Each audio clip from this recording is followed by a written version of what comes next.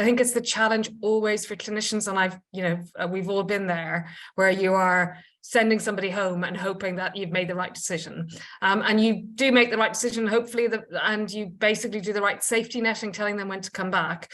But occasionally, the child can get very sick very quickly.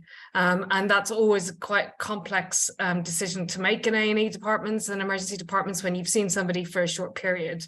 And it really relies on parents keeping a close eye on their child over the next 12 hours or 24 hours when they go home. So that advice that you mentioned earlier about making sure parents are sent home with some clear advice about when to come back, that really, really is important. It's not just a... It's really crucial. I think it's probably the most important thing that healthcare professionals who are seeing children at the moment are doing, is to say to parents, whilst they're fine at the moment, they can get sick very quickly, and please come back if they deteriorate, because we don't want to be complacent. And this is slightly the worry about giving antibiotics very easily, is that parents will then think that that's all going to be okay. We have to make sure that they understand that they can still get sick on antibiotics and to come back if they're worried.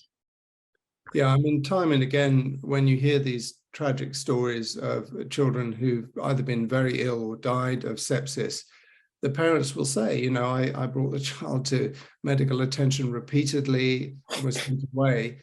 And of course, with retrospect, with hindsight, it feels like somebody made a mistake. But actually, at that point in time, probably the child was not showing the telltale signs of serious illness. So somehow getting this across, that being sent home does not mean your child is now cured, better, and doesn't need to be seen again, and helping people recognize that if things do deteriorate, they need to come back is almost certainly the key to trying to avoid these cases where we see these deaths.